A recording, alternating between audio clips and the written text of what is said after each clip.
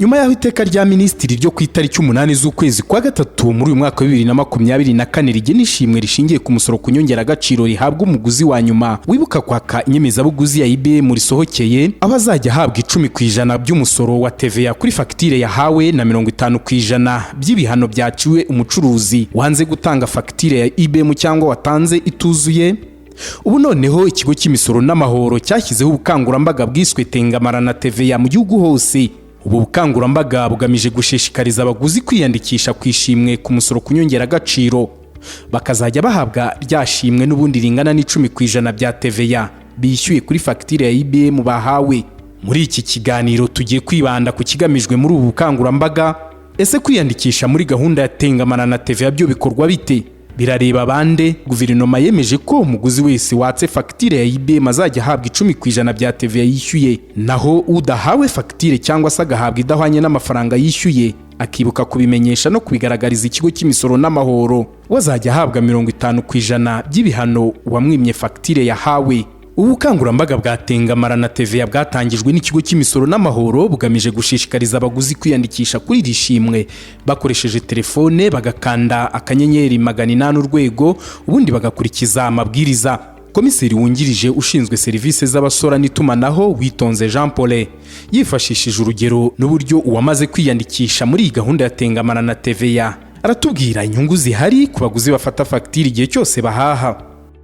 Mu minsi mike cyane turatangira noneho kubaha amashimwe agendanye na fagitire za IBM wasaba.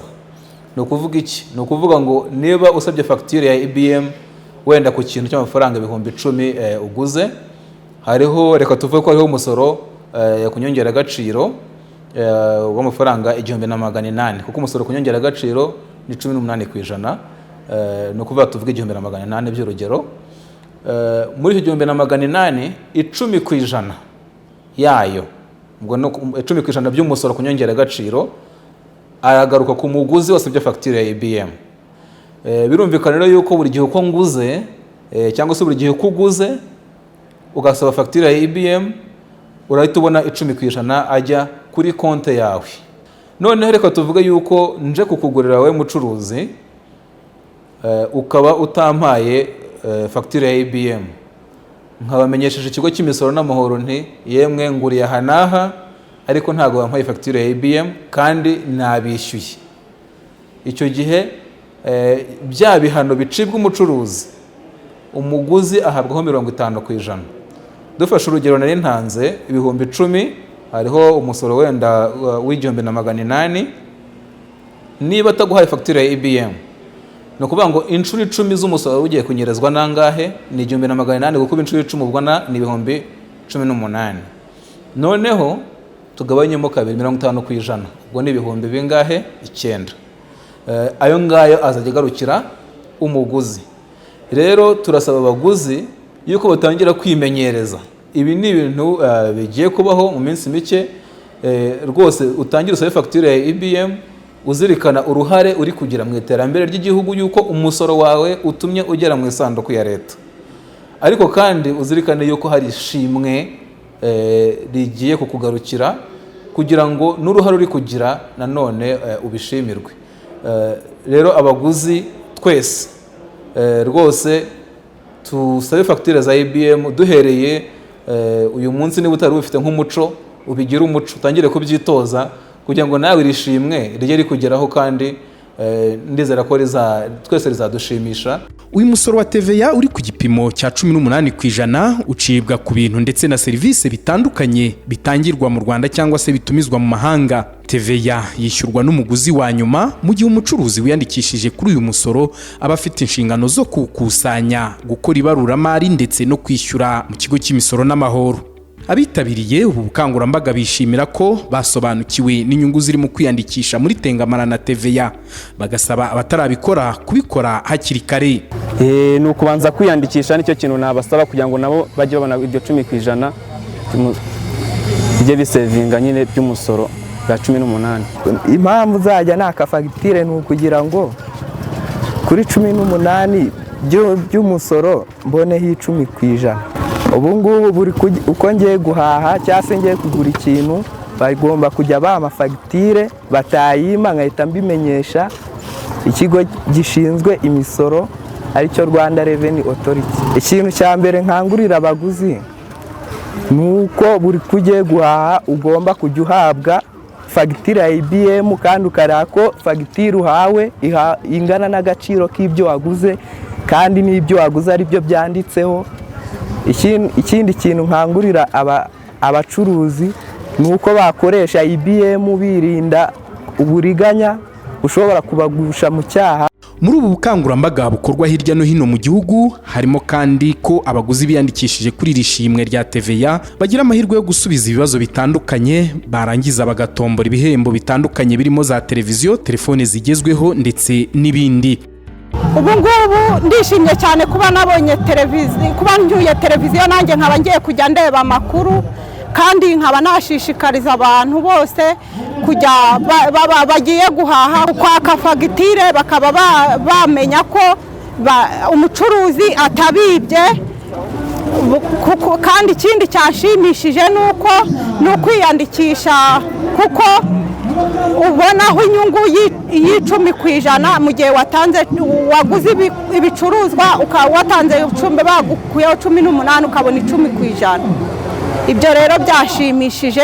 Muri aka kanya ubu nkaba nishimye, nkashima Rwanda Revenue kubw'iki gikorwa yakoze, nanjye nkaba ntahanye televiziyo, ubu ndishimye cyane. Ikigo cy'imisoro n'amahoro gishishikariza abaguzi bose ko igihe bahashye bakwiye kwibuka gusaba fagitire ya IBM kandi bakagenzura ko amafaranga yanditswe kuri izo fagitire bahawe ahura n'ayo bishyuye. Ikigo cy'imisoro kandi kigasaba abacuruzi kutagira ibyo bitwaza bima fagitire abaguzi kuko biba bigamije kunyereza umusoro.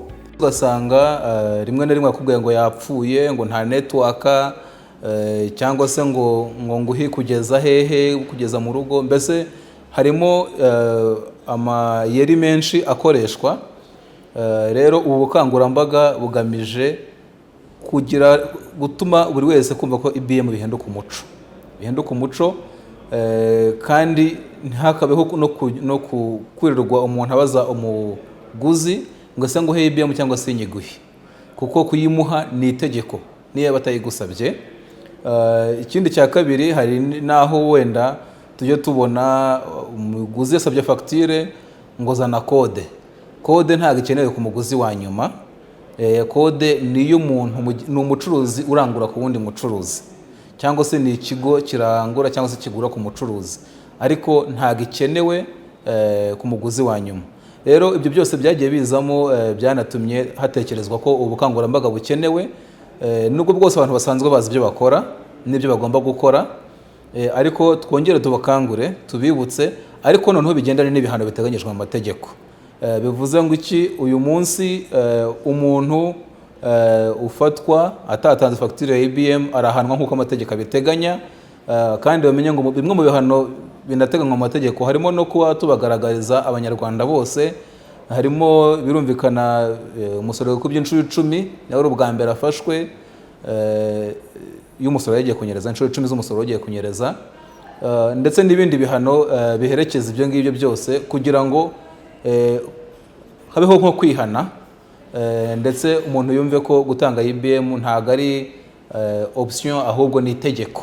Mu kwiyandikisha umuguzi asabwa gukanda akanyenyeri 800 urwego, agakanda rimwe, agahitamo ururimi, agakanda 4 kuri serivisi za IBM, agakanda rimwe ahanditse ishimwe kuri TVA, agashyiramo nimero y'indangamuntu, ubundi akabona umubare w'ibanga azajya akoresha igihe ashatse kwinjira muri konte ye. Buri gihembwe aya mafaranga y'ishimwe azajya ashyirwa kuri telefone yandikishijwe n'umuguzi. Amafaranga akazajya atangwa nyuma yo kugenzura ko umuguzi wa nyuma yujuje ibisabwa. Muguzi, ibuka kugenzura ko fagitire uhawe iriho nimero yawe ya telefone, kuko iyo nimero nizajya uhabwaho ishimwe kuri TVA wishyuye. Genzura kandi ko amafaranga wishyuye ariyo yanditse kuri fagitire uhawe. Abacuruzi namwe mwibuke gutanga fagitire, munayikore kabone n'ubwo umuguzi yaba atayibasabye. Ibi bizabarinda kugwa mu bihano. Abakeneye ibindi bisobanuro mwaduhamagara kuri telefoni itishyurwa hariyo 3004 cyangwa mukatwandikira ku mbuga nkoranyambaga z'ikigo cy'imisoro n'amahoro.